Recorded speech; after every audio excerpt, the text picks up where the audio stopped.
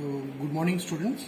Today I gonna demonstrate you the gross anatomy of the most important reproductive organ in case of male, that are testes. So testes present within the male scrotum, and those are two in numbers, and it is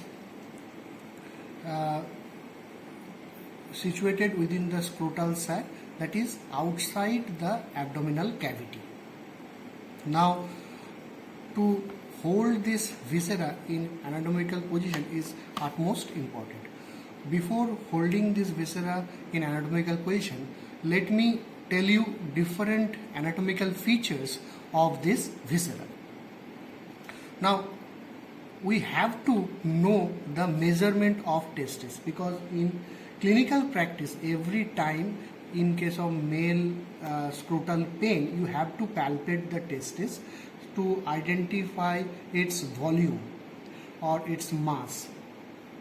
Now the length of the testis is this, and it is almost 5 centimeter in length, and breadth is 2.5 centimeter, and the weight of the testis approximately between 10 to 15 gram, and this weight you need to feel during clinical palpation of male scrotum.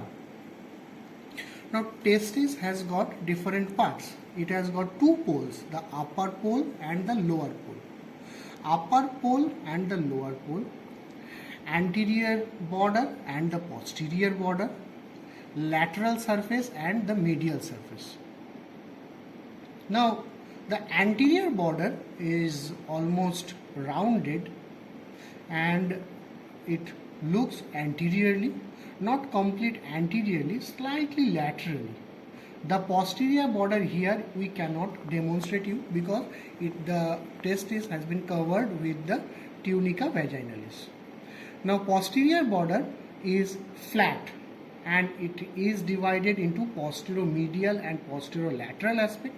The posteromedial aspect will be occupied by the thick cord of vas deferens, and posterolateral aspect will be occupied by this structure which is called the epididymis.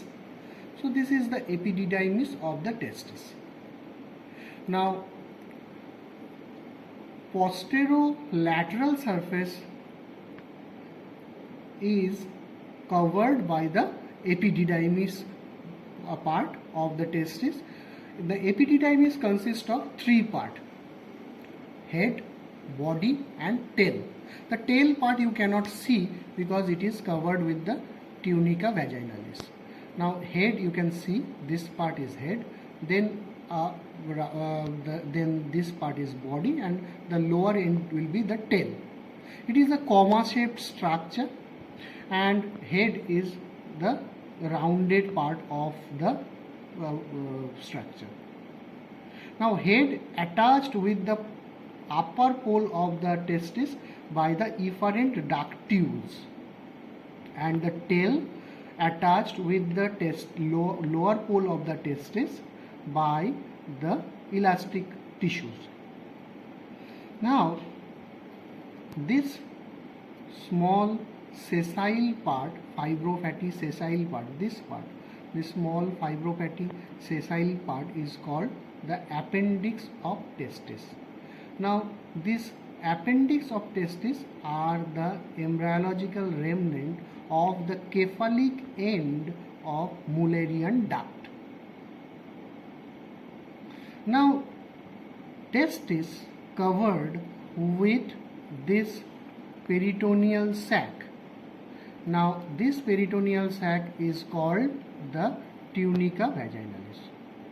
Processus vaginalis extends from the abdomen along with the descent of testis within the scrotal sac, and covered the outer surface of the testis, and this part is called the tunica vaginalis. It has got two layers, the parietal layer and the visceral layer. The outer covering coat of the testis looks shiny. You can see that the outer covering is shiny. because it is covered with the visceral layer of tunica vaginalis, and this is the parietal layer which covers the testis from outside along with the epididymis and the structure called, this structure I hold in my left hand is the spermatic column. So this whole part will be covered with the parietal layer of the tunica vaginalis. Now you can see this. Okay, now there is a small sac. If this sac is patent, means it covers whole of the testes, then there is a sac present in between epididymis and the visceral layer of tunica vaginalis. This sac is called the sinus of epididymis. This sac is called the sinus of epididymis. Where my forceps is placed is called the sinus of epididymis. Now sinus of epididymis present on the posterolateral side. So to identify or to determine the side of the testis, we have to identify this sac, the sinus of epididymis, which is located on the posterolateral aspect of the testis. Thus, it determines the side. Means, as because this looks right side, so if we hold this viscera along on its spermatic cord, the sinus of epididymis looks on the right side. That is why this testis is of right side. So during the exam, you have to say the if you hold this viscera in anatomical position, you have to also determine the side of the viscera. And looking at the sinus of epididymis, you can easily determine the side. So this viscera is the right testis, as because the posterolateral aspect of the sinus of epididymis is on the right side. Okay, students, so you have to be very careful in determining the side of the testis. How you can identify? I am again repeating, by looking at the sinus of epididymis, which is present between the epididymis and the visceral layer of the tunica vaginalis. So tunica vaginalis you cannot retract from the testicular viscera, testis, but the tunica parietalis you can retract. So this is the tunica parietalis, and the shiny surface of the testis is covered with the tunica vaginalis, and the sac between the epididymis and the tunica vaginalis is the sinus of epididymis. So this is the way you can identify the or determine the side.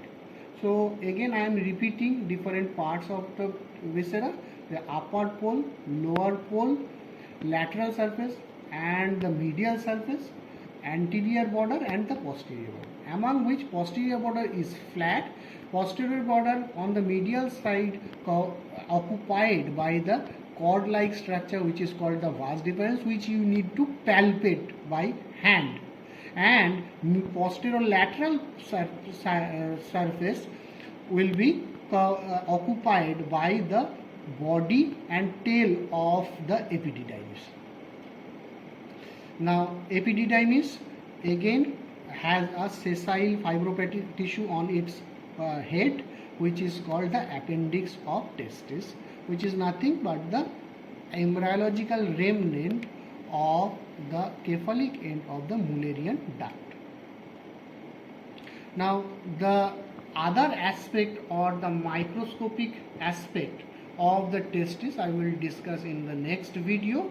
This is the gross anatomy where you can see the testis. Also you can see this part is the spermatic cord, and this bluish structures which is covered in, which is present on the spermatic cord are the venous plexus around it, which is rich in nature, and this is the pampiniform plexus of veins which is present around the spermatic cord. So to hold the viscera in anatomical position, you have to first determine the side of the viscera, then you have to hold the testis on your on the on the hand of the side of the testis, like I am holding this viscera on my right hand as because it is the right side of testis. How we can identify? By looking at the sinus of epididymis. Okay, so this much is for this discussion, that is the gross anatomy of testis. I will discuss the microscopical aspect of testis in my next video. Thank you.